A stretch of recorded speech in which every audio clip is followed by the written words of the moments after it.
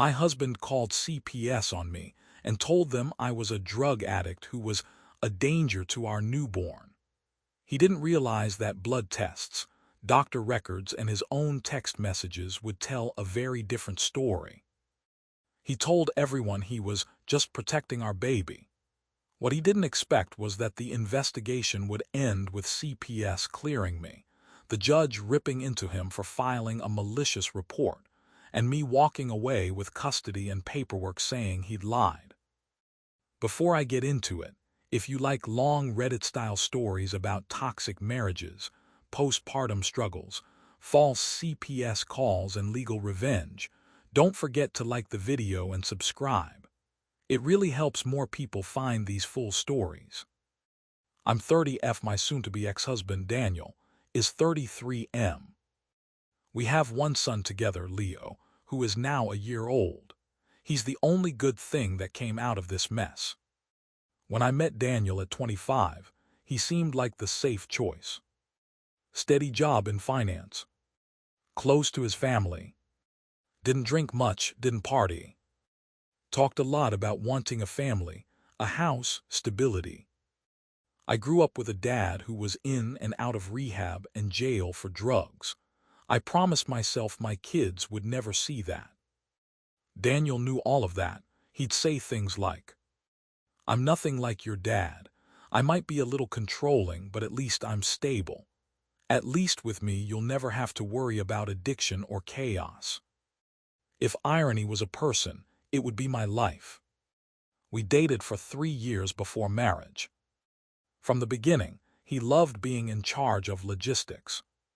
He managed our budget. He set up all the bills in his name. He installed budgeting apps and taught me to track every dollar. It felt helpful at first. I was bad with money, I'll admit that. Having someone who liked spreadsheets and automatic transfers seemed like a blessing. The controlling stuff came later, disguised as concern. If I bought a coffee and he saw it in the app, he'd say, "You know that adds up, right?" If I ordered takeout after a long shift, he'd say, "Didn't we agree you'd meal prep to save money?" It wasn't evil, just constant. We talked about kids early. He wanted them as soon as we're married. I wanted to wait a bit, get some promotions under my belt at work. We compromised on, "We'll see after a year." After we got married, the timeline got shorter in his head, longer in mine. He'd say, "You'd be such a good mom," at least once a week. I'd say, "I will be, I just need a little more time." He said he respected that. He didn't. I got pregnant at 29. It wasn't an accident exactly, but it wasn't fully planned either. We were being a bit lazy with protection, and I told myself, if it happens, it happens. Then it happened. Daniel was ecstatic. He hugged me, cried, spun me around in the kitchen, and immediately called his mom. "She's having my baby," he shouted into the speakerphone like he'd won a contest. "We're going to be parents." His mom, Linda, was over the moon. She started buying baby clothes the same day, sending me name ideas, nursery themes, links to mom blogs. At first I was excited too, nervous but excited. Then pregnancy hit like a truck. I had brutal nausea, insomnia, back pain. My brain felt foggy. My emotions were all over the place. At work, it got harder to focus. I was still doing my job, but it felt like running uphill in wet sand. Daniel's version of support was selective. He'd rub my back sometimes, bring me crackers, post cute bump photos on Instagram with captions like, "My strong mama-to-be blue heart." But when I actually needed help, if I asked him to go to an appointment, he'd say, "I can't keep taking off work, you know how my boss is." If I cried after seeing my swollen ankles, he'd say, "You wanted this, remember. This is what pregnancy is. You should be grateful." He loved showing off that I was pregnant. He did not love doing the unglamorous parts. As my due date got closer, my anxiety spiked. I had a family history of postpartum depression, and I told my ob that. She made a note, gave me resources, and recommended I consider therapy sooner rather than later. I told Daniel. He frowned. "Why are you already talking about depression?" he said. "Can we not manifest that? My mom did this 3 times with no therapy." I said, "Depression is not manifesting, it's chemistry." He said I was being dramatic. Leah was born after a long, complicated labor. I ended up with a C-section and lost more blood than expected. They watched me closely afterward. I went home exhausted, shaky, sore, and completely overwhelmed. The first weeks were a blur of waking up every 2-3 hours, nursing until I felt like a human pacifier, pain from the incision, crying for no reason, and then feeling guilty about crying. I knew enough to realize, yes, this could be postpartum depression, or anxiety, or both. I told Daniel, quietly, one night when Leo was finally asleep against my chest. "I think I need help," I said. "I'm not okay, I'm having intrusive thoughts again." He looked at me sharply. "What kind of thoughts?" he asked. "Not about hurting him," I said quickly. "More like disappearing, or that I'm failing, or that I shouldn't be his mom." He relaxed slightly. "That's just hormones," he said. "You need sleep, not a diagnosis. My mom said women nowadays love to slap labels on everything." His mom started coming over a lot to help. By help, I mean criticizing how I held Leo, telling me I was spoiling him by picking him up when he cried, saying in my day we didn't have all this depression talk, we just got on with it. Any time I expressed struggling, it got turned into proof I was weak. At my 6-week postpartum appointment, my OB gave me a screening for postpartum depression and anxiety. I scored high. She recommended therapy and offered medication. We started with therapy. I was scared of meds because of my family history with addiction, but we talked about that too. I went home and told Daniel again. "My doctor says I have postpartum depression and anxiety," I said. "She wants me in therapy and possibly on medication soon." He went quiet. Then he said, "So you're officially crazy now." He said it like a joke. I didn't laugh. "This isn't a joke," I said. "I'm not psychotic, I'm not out of touch with reality. I'm depressed and anxious, but I know what's real." He sighed. "I'm just saying this doesn't make you look good," he said. "If anything ever happens, they always side with the mom unless she has mental health issues." The way he said, "if anything ever happens," made my stomach turn. "Why are you even thinking like that?" I asked. He shrugged. "Because I grew up with divorced parents around me," he said.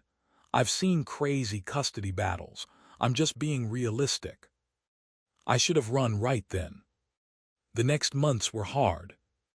I started therapy. It helped, but slowly. I still had bad days. I cried when Leo wouldn't latch. I cried when he wouldn't stop crying.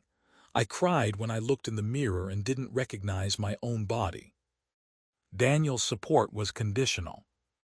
If I was smiling, grateful, and handling everything, he was fine. If I had a bad day, he'd say things like, "You're scaring me. You're not yourself. Maybe you're not safe to be alone with him when you're like this." I never hurt Leo. I never even had thoughts of hurting him. My intrusive thoughts were always about me disappearing, not him. I told my therapist that. She wrote it in her notes. I didn't know then how important those notes would be. The turning point came when I asked Daniel to do night feeds. I'd been exclusively breastfeeding, which meant I was up constantly. My therapist and OB both suggested introducing 1 bottle at night so I could get at least a 4-5 hour stretch of sleep. Sleep is medicine for postpartum brains. I asked Daniel, "Can you do the 2 a.m. bottle if I pump? Just a few nights a week?" He frowned. I have to work, he said. I can't be exhausted every day. I'm exhausted every day, I said. You're on leave, he replied. Your job is the baby right now. I stared at him. That's not how this works, I said. We're both parents. We argued, it got loud, I cried. He rolled his eyes. You're being irrational again, he said. This is exactly the instability I've been talking about. I went quiet. Instability you've been talking about to who? I asked. He looked away. People, he said. My mom, my sister, I need support too. Something cold slid down my spine. He'd been building a case. 2 weeks later, CPS showed up at my door. I was home alone with Leo. He was about 3.5 months old. There was a knock. I opened the door with him on my hip, expecting a package. 2 people stood there with badges. Hi, are you my name? The woman asked gently. We're from Child Protective Services. We received a report and need to speak with you about your son. I felt the air leave my lungs. A report, I said. About what, who? We can't disclose who reported, she said. But the report stated that you may be using illegal drugs while caring for your infant, and that you are mentally unstable and a danger to yourself and the baby. It felt like the floor vanished. I don't use drugs, I said. At all. I've never used drugs. My dad was an addict. I don't even smoke weed. She nodded. Would you be willing to let us come in and take a look around, and to provide a drug test? She asked. I could have refused, but that would have made me look worse. Yes, I said immediately. Come in, test whatever you want. I have nothing to hide. I texted Daniel, CPS is here. Did you call them? He didn't answer. They looked at the fridge, the pantry, Leo's nursery, the bathrooms, the trash. They saw diapers, formula, nipple cream, lanolin, piles of laundry and dishes, but nothing dangerous. The woman asked to see my arms. She checked for track marks. My anxiety spiked remembering my dad doing that for real. I handed Leo to the male worker and peed in a cup they'd brought. We'll send this to the lab, the woman said. In the meantime, can you tell us about your mental health? I told them everything. My postpartum depression diagnosis, my therapy, my lack of suicidal intent, my intrusive thoughts about running away, and how that scared me. I also said, my husband has been calling me unstable a lot. He keeps saying he's worried for the baby, but he refuses to help at night. The workers exchanged a look. They asked for permission to contact my OB and therapist. I said yes. They left saying they'd be in touch. As soon as the door closed, my hands started shaking. 15 minutes later, Daniel called. He started with fake concern. Hey, I got a call that CPS showed up, he said. Are you okay? What happened? You tell me, I said. Did you call them? He hesitated just long enough. I had to, he said finally. I'm worried about Leo.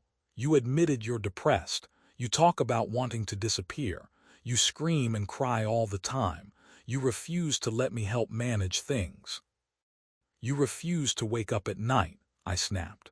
You called me lazy. You said my mental health would look bad in a custody battle. And now CPS shows up with a report that I'm on drugs. I never said drugs, he said quickly. I said you might be self-medicating. They must have added that. You told them I was mentally unstable, I said. You used my postpartum depression and therapy against me. I told them the truth, he said. If you have nothing to hide, what's the problem? If you're clean, the test will show it and we can move on. I felt sick. You're trying to build a case to take my son, I said slowly. You're using the system the way my dad's ex did. He didn't deny it. He just said, I'm doing what's best for Leo, and hung up. I sat there with my heart pounding, imagining the worst, losing my baby because of lies. My therapist called later that day. She told me CPS contacted her, and she'd told them. I was depressed and anxious but grounded, coherent and not psychotic. I'd never talked about harming my baby. I'd consistently expressed fear of leaving or disappearing, not of hurting Leo. I'd been asking for help, not denying I had a problem. She also said, I told them your husband has repeatedly minimized your feelings and used your symptoms as arguments instead of supporting you. I cried from relief. The drug test came back completely clean. No illegal drugs, no unprescribed meds, nothing. CPS called to say they had no immediate safety concerns. We may keep the case open briefly to finalize documentation, the worker said, but based on the evidence, we do not find substantiation for the allegation of drug abuse. I asked, so you know it was false? She hesitated. We can't comment on the motive of the reporter, she said carefully. But your doctor and therapist were very clear, and the home environment appears safe. If anything changes, we'll let you know. Translation: yes, but we're not going to say outright that your husband lied.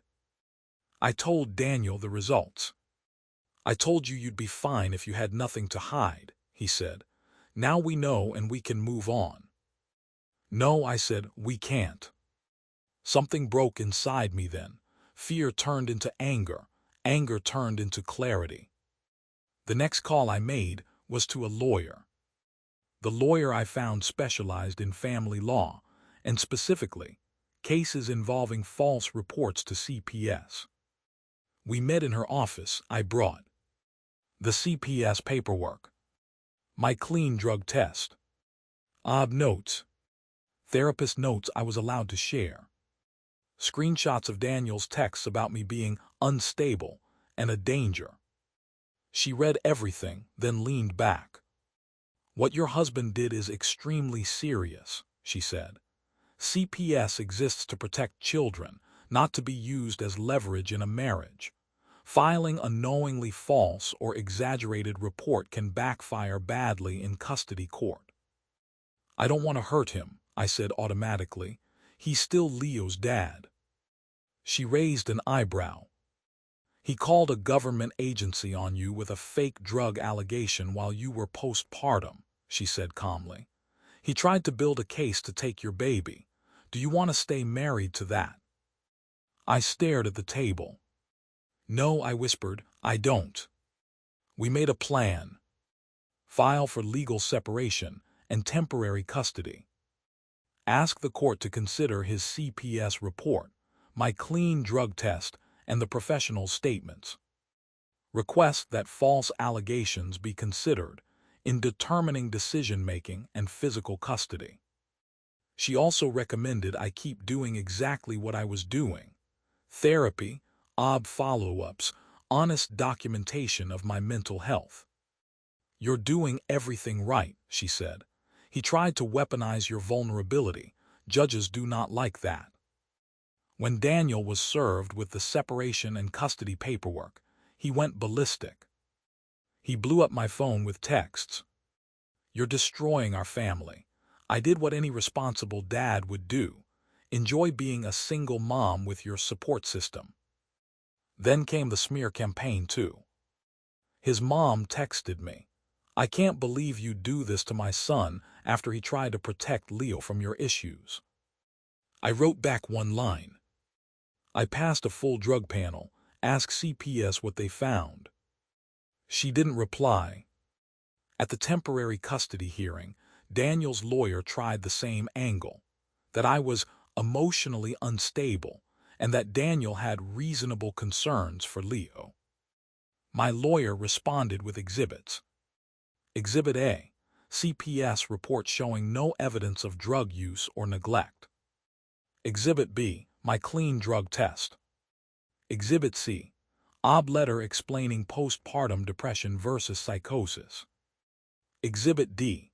Therapist letter explaining my symptoms and his pattern of using them as leverage. Exhibit E. Screenshots of texts where he bragged, "I told them you're a danger. Now they're watching you." The judge read everything, then looked at Daniel. "Mr. Last Name," he said, "did you tell Child Protective Services that your wife was abusing illegal drugs while caring for your infant?" Daniel shifted. "I told them I suspected it," he said. "She's been acting crazy. I had to protect my son." The judge nodded slowly. "And yet every test and professional evaluation says otherwise," he said.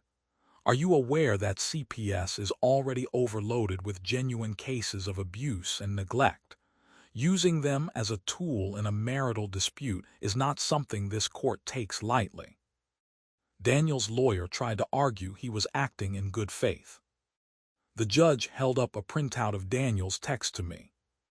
"I'm telling CPS you're unstable and a danger.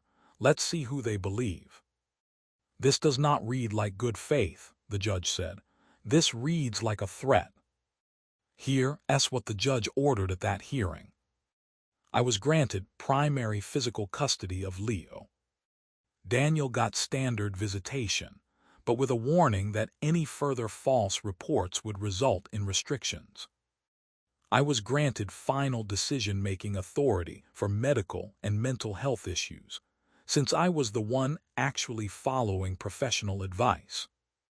The judge wrote in the order that Daniel's CPS report was unsubstantiated and appears motivated by marital conflict rather than genuine concern for the child's safety. He looked at Daniel and said, "If I see another baseless report or an attempt to misrepresent your wife's mental health to authorities, I will consider reducing your parenting time and may order supervised visits. Do I make myself clear?" Daniel nodded stiffly. His mom glared at me like I'd shot her son. I walked out with Leo on my hip and a copy of the order in my hand. It wasn't the end, but it was the beginning of the end. Over the next few months, Daniel tried to rebrand himself. To some people, he said, "We're just going through a rough patch. She overreacted." To others, "The court always sides with the mom even when she's unstable." What he never mentioned was the clean drug test, the CPS worker saying the home was safe, the judge's warning about false reports.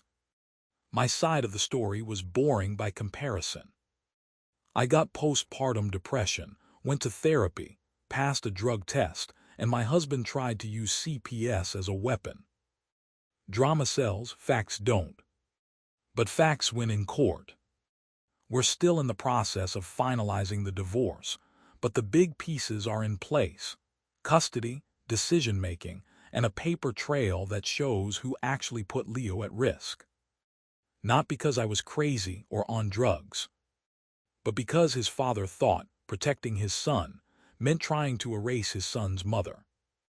I still have flashes of panic when I see unknown numbers on my phone.